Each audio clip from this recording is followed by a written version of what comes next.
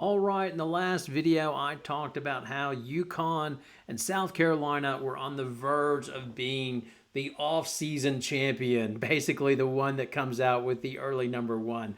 But not to be overlooked is LSU, as they are still in this game. If you've not been paying attention, there are lots and lots of rumors going around that MiLaysia Fulwiley is very much considering or on the verge of going to LSU. Well, in this video, we are going to talk about that and speculate what LSU might look like if they were to land MiLaysia Fulwiley, and even better yet, if LSU was able to score the daily double with MiLaysia and Serah Williams.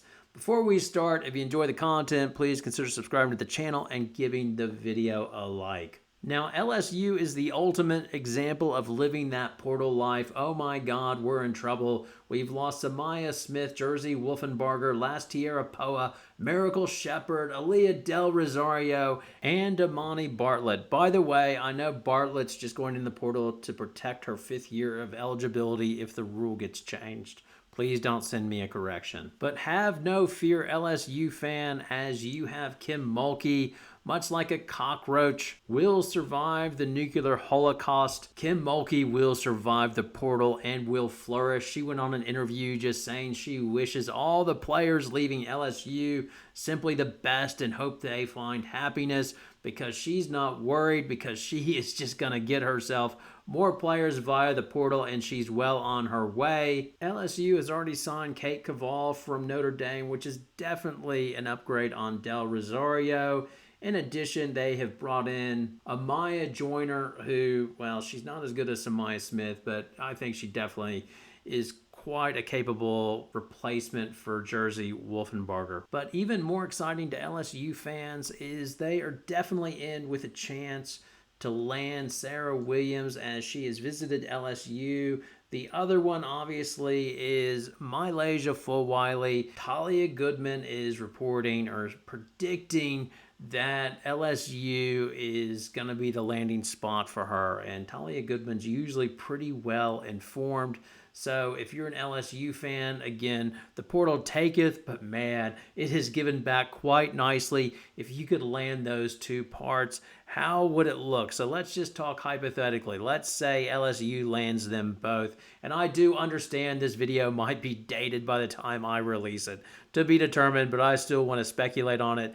LSU could potentially have Kate Caval at the 5, Serah Williams playing the 4, Michaela Williams at the 3, Falaje Johnson at off guard, and MiLaysia Fulwiley running the point. And you can name them if you like. I know some will argue and say MiLaysia is not a point guard. Fine, whatever. You would have a 3-headed monster bringing up the ball, which would be Michaela Williams, Johnson, and Fulwiley. I'm sure they could do the ball handling responsibilities and manage quite well. In a lot of ways, this could be deja vu all over again for LSU, much like when they had the number 1 incoming class, but also scored Anissa Morrow and Haley Van Lith. And, well, that is a word of caution versus the optimism of the team that you will have, because everybody thought LSU is going to win the Natty because on top of Angel Reese, they just brought in these 2 exceptional players. It is a done deal. But then when you try to put all of the ingredients together, it did not work, obviously, with Haley Van Lith. Now, here's the question. With MiLaysia Fulwiley, does her coming to LSU, does that work? That is the million-dollar question. Well, wait, that's wrong. We all know Kim Mulkey's not paying one single player $1 million. Just ask Aaliyah Chavez. But that is the big question. As MiLaysia Fulwiley drove Don Staley crazy with taking poor shots, at times playing poor defense, and turnovers. And how is this going to play out at LSU? Because Kim Mulkey does not have any patience for her point guard or guards in general that have turnovers, play poor defense, or take poor shots. Which, I've got to be honest, that's one of the reasons I struggle seeing Fulwiley going to LSU. I mean, what does she get from transferring to LSU? Sure, Tanaya Latson is not there, but at the same time, Mulkey has a quick hook. I mean, you can remember when HVL made a mistake or Poa made a mistake, Mulkey jumping up and down on the sidelines, yanking them and making a big production out of it.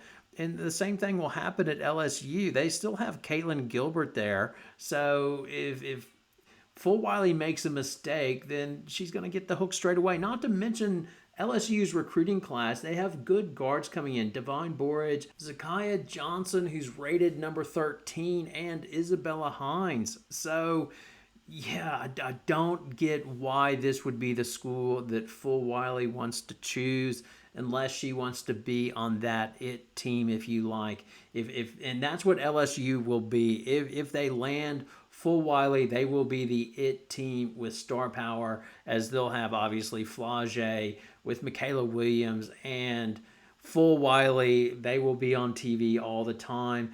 But will it be a team that works? Like, I really like their incoming recruit as well. Number 6 rated recruit, who's a forward, Grace Knox, who's 6'3". If they get Williams as well, they'll finally be really strong up front. If you had Williams, Grace, Knox, and Caval, and then those 3, you would think, wow, that's so much talent. They would figure it out and it would work. But then that's what most thought when LSU landed Haley Van Lith along with Morrow to go along with Angel Reese and Michaela Williams, but it just didn't work. Now, I note the injury to Samaya Smith. That really hurt their depth up front. But on paper, this team, I'm not sure if it'll be great, or much like Tennessee. Like, Tennessee has the potential to be great with Barker and then with Wolfenbarger. That could fit them fantastically. At the same time, I could see a scenario with their incoming recruits, the Paldo twins, and it going really bad, just everybody sort of the disease of me and not working out, or it could go fantastic. And almost the same way with LSU, as LSU's problem last year and the year prior was defense. That's and it's interesting because Mulkey prides herself on being a defensive coach, but that was the area they struggled the most, was in defense. And then Mulkey had to do what she really did not want to do last year. At times, she had to go small because that was their best chance of winning. So for me, I'm just unbelievably conflicted on this whole entire thing, because in reality, I don't think Fulwiley is going to LSU.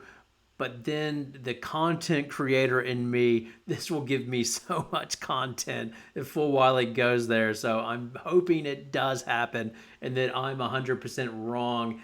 And then I'm going back and forth on how this would work, as you can hear it in my voice. I could see scenarios where it's a train wreck and doesn't go as well as everybody thinks, and then other ways where they could really go quite well. Now I'll leave it for you for your comments. And Poison, do you see MiLaysia Fulwiley and Serah Williams going to LSU, one or both of them? And if they wind up going there, do you think it's a good fit for LSU to win? And do you think it's a good fit for MiLaysia Fulwiley and for Serah Williams? All right, I'll leave it for you. Your comments, your poison, it's all welcome. Hopefully they won't commit tonight to other teams while I sleep and ruin this video soon after I post it. Thanks a lot for watching.